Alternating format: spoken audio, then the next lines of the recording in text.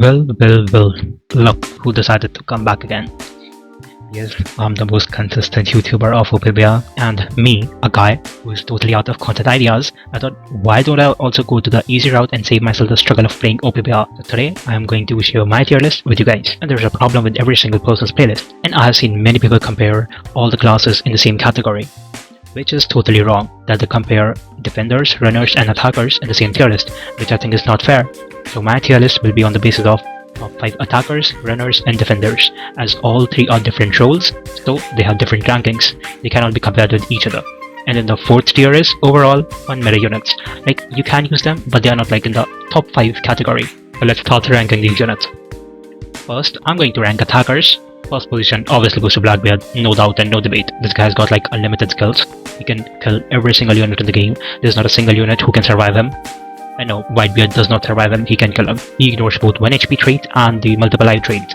So I think he's going to stay in the meta for a really long time. His damage output is so much that I don't think any kind of damage reduction or defense can tank him, which overall results into a good unit who could survive the meta for an year or more. Now, as of number 2, I think many of you will be surprised, but I think Kubo takes the number 2 spot before everyone. I know it might be a surprise for you, but Kubo is literally light version of Blackbeard. In some cases, he's better than Blackbeard. Kubo's main value comes from killing runners. There's not a single runner in the game who could survive Kubo. Kubo's mobility is immense, and he takes care of the number 1 defender in the game, Siren. For now, I will stop justifying Kubo as the tier list goes. I will show you why Kubo is ranked this high. As for number 3, I have got this Cancer Lizard. I don't think I need to tell you anything about this guy, he's just a cancer to the game. I am pleading to the community, let's come together and stop using Kizaru, man. He's so broken that he makes 99% of the game unplayable. So let's come together and stop using Kizaru. On the number 4th position, I've got Garp. Garp has recently seen a little bit of his comeback as he can KO Whitebeard pretty easily and he can KO Blackbeard as well. Garp has immense damage, Galaxy Impact, Blue Hole, and the Galaxy Divine. Garp has 3 skills, all of them are really good at their own point. The little amount of shield that he recovers is really clutch for him. Overall, a pretty good unit. It's been a year since his release and he's still holding himself in the top 5 attackers. Pretty good to me. As for the number 5, I have got Chopper. Well, he can literally KO every single unit in the game again. But he has been a little bit countered because of Blackbeard nowadays. Blackbeard just uses his skill 2 and you are dead. Some good choppers might survive Blackbeard as well, but I'm talking about in general cases. In a general 1v1 with Chopper and Blackbeard, Blackbeard is going to win like 90% of the times. Chopper can actually KO every single defender except Siren as well. Mostly it is a dark meta, that is why Chopper is ranked a bit low. Otherwise, this guy could easily like totally dominate a match on his own. Now, let's go towards the top 5 runners. The number one runner in the game, obviously, Law. Many people underrate him to this day. I don't know why, but he's clearly undisputedly number 1 runner. He has got really generalized traits, which I think would help him stay in the meta for a very long time. The only way I see Law getting out of the meta is if OPBR drops a defender, a meta defender with cap block, or either he blocks his skills so that he would not be able to use his counter and go to the farthest flag. Law has everything in his arsenal that he needs to cap a flag.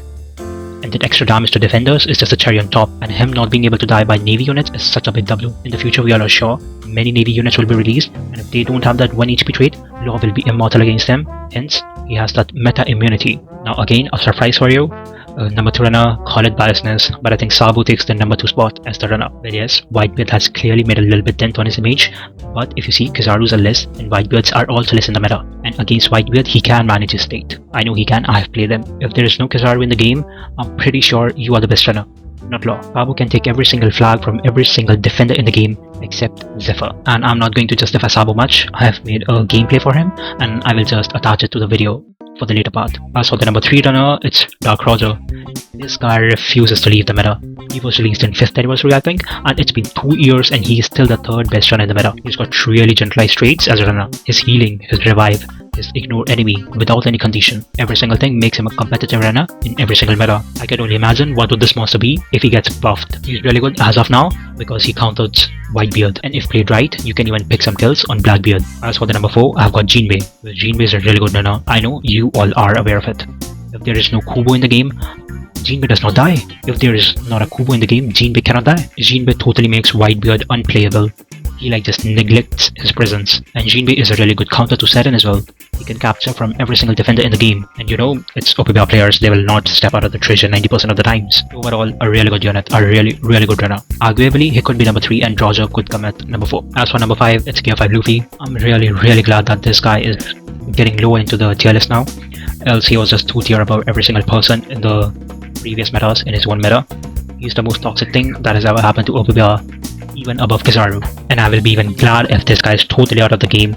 I really need 4 more black belt kind of units who just make this guy unplayable. But yeah, as much as I hate it, this guy can still rat around and get you some flags. And if there is a Kizaru beside him, you cannot defend that flag, buddy. If a Kizaru and a GFF teams up, you cannot stop that flag from being taken. Now let's move on to the defender class. I think the second most important class in the game. Well, undisputedly the best defender in the game.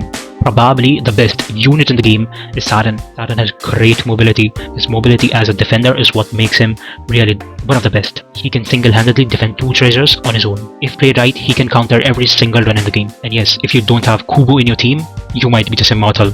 And he's a really good counter to Blackbeard as well. He can survive most of the games without even dying. And on top of that, he has 5 lives. And he can even stack up on those again and again. Him having that, and of course, how can we forget it? HP cut and then the guarantee KO trait. That is clutch most of the situations. And if this was not enough, the devs decided to give him a runner class as well. He has literally clutched me hundreds of games by capping at the last second. And people actually clowned on him when he was released. Just keep in mind, people were literally shitting on him on his release. Now as for the number 2 defender, I've got this Whitebeard. Well, the buffs were definitely good. I've played Whitebeard, and as many times as I have played him, he's really good. If you have got runners who can get you 3 flags, that is it. A Saturn and a Whitebeard combo can never lose a flag. I'm being honest, the Saturn Whitebeard combo is really toxic. Whitebeard having those stones on the flags actually makes Saturn a little bit less viable. Whitebeard can just put up his rocks and stop people from capturing the flag. He can take away states now, which is a really big W, and he can actually survive Blackbeard, which was my biggest concern when his boss was announced. And now him having that knockback on his normals, which he should have had when he was first dropped before, is just a cherry on top. Overall, a really great defender, but yeah, he lacks mobility. As for the number 3 defender, I've got his Zephyr. Well, Zephyr is just a spam. You go in a bunch of crowd, you just spam your skills, you spam your normals, you spam your Dynastone, and yeah, it's just a total spam unit. You just need to go into a place where there are a bunch of people. He's got unlimited healing, his taste is really good, he can survive Kizaru, that is one of the most important things as a defender, and yeah, overall, a really good defender. As for the number 4th, I've got this Kuzan. Well, Kuzan is a really match dependent unit. If there are more than 2 Kizarus, you are dead. If there's 1 Kizaru, I think you can survive fairly well, and you can actually defend the treasures from most of the runners on your own, but he has taken quite a bit of hit as Law completely counters him, anti-heal and ignoring 1 HP trait, and extra damage to defenders. Yes, you are not surviving Law, but if you get lucky with the matchups, he can actually be better than Whitebeard even now and become the 2nd best defender of the game. He lacks that mobility, but his TP skill actually makes up for it. And if you are able to run Warlord on him, I think he makes it really easy for your team to take care of Kizaru. His biggest asset is that he's able to charge the flags without even being present on them. And his biggest asset is being able to charge the flags without being on them. I think once all these Kizarus and Laws are out of meta, he will see the sign again and would actually dominate the league once more. Now as for the 5th defender, I saw the tier list and I was not able to find any. It could be that I'm missing a really obvious choice, but I think Zephyr takes the 5th position. Now let's come back to Kubo. As I said that I will explain it to you why Kubo is the number 2 unit. Now let's come back to Kubo. As I said, as the tier list will progress, I will tell you why Kubo is number 2 or even number 1. For me, Kubo is number 1 attacker in the game. Can you actually name a single unit in this top meta units who Kubo cannot kill, or he does not have advantage in a fight against them? There is none. Kubo can actually kill every single unit in the game far better. The answer is there is none. If played right, if played the cards right, Kubo can actually murder every single unit and open path for your runner and your defender. A really good attacker, and I think he's going to stay in the meta for a really long while, and he's a really good support unit as well. Now let's just hop onto the last tier list of a video. Overall fun meta units who you can actually use and decently meta in some matchups. I'm just going to skim through them and yeah, just give you a little bit explanation why I'm putting them. Well, a Snake, she can just TP to flags and still has knockbacks, could be decent. Akainu could be decent as there are multiple Captain Pirates here, and yeah, he can actually melt a few of them. Niji can be really good based on the matchup. If no Whitebeard, Niji is a top runner. Rotter is really good. If there are like 2 to 3 Blackbeards, he's a needed unit in the team. Vegapunk is good, but if a Blackbeard sets his eyes on you, you are dead. Zoro can be decent in this dark meta. He can get you kills, but he cannot open path for your defender nor your runner. He lacks that survivability. Lucy has taken a hit, so I'm not going to put him. Neither Kaido nor this guy. Actually, just wait. Actually, I'll just put the units in here and then give you explanation. But yeah, so I think Shiro could be decent. Shiro could be decent in any kind of meta. Just get that easy guarantee KO on a really hard unit to be killed, and he just provides some value. And he can just provide some value there. The Akuta can be great. Like, this is kind of a meta where if you get mid and you have got the Sad and Whitebeard duo, they can actually just win you the game. Just get them the mid. DD Vexanzi could be decent in some situations where he has the matchup advantage.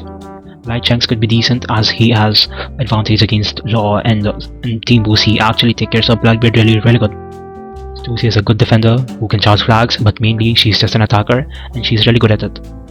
Stanzi can be a decent defender in this meta where we are really lacking defenders. He can be a decent substitute defender. Frankie could be really annoying. If you are good with the aim stuff, then he might actually bring you success. Risok can be decent as he has immense damage if he just manages flames, and yeah, if he just manages flames he can actually kill Blackbeards easily, and of course Whitebeards as well. Odin recently got buffed, trash buffs, of course he's just a trash unit, but he could do decent in the meta if the matchup is in his favor. Nami could be good in situations where it's only Saturn and stuff, but yeah, her not being able to nullify status actually takes a toll on her. As Shark, he's bad, but if you're a good player, you can make him bad. So that is it for the tier list, guys. Thanks if you watched till here, and tell me your tier list. How would you rate the units? And if you want to give me any advices, how can I make this tier list better? If I should add any more tiers or something else, just type it down in the comments. And yeah, watch this peak sub gameplay.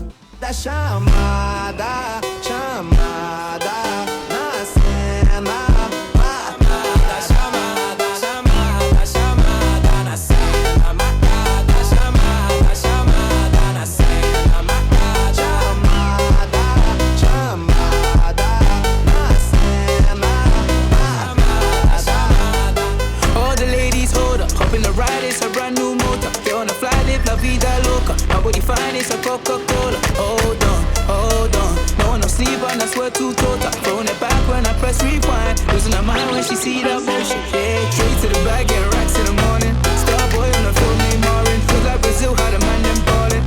Shoot my shot, then I'm scoring. No one does it better. Body curving, how she swerving like a traveler. We can have a party in the favela. Body curving, how she swerving like a traveler.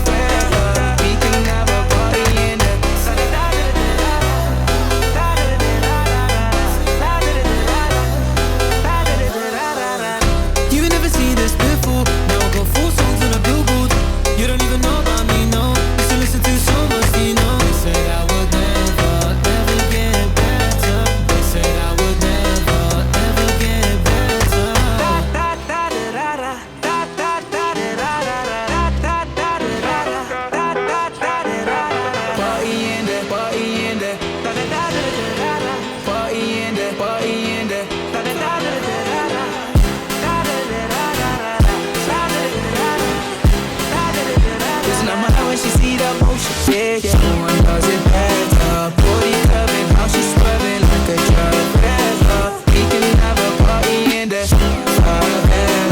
Body curving, how she swerving like a traveler. We can have a party in the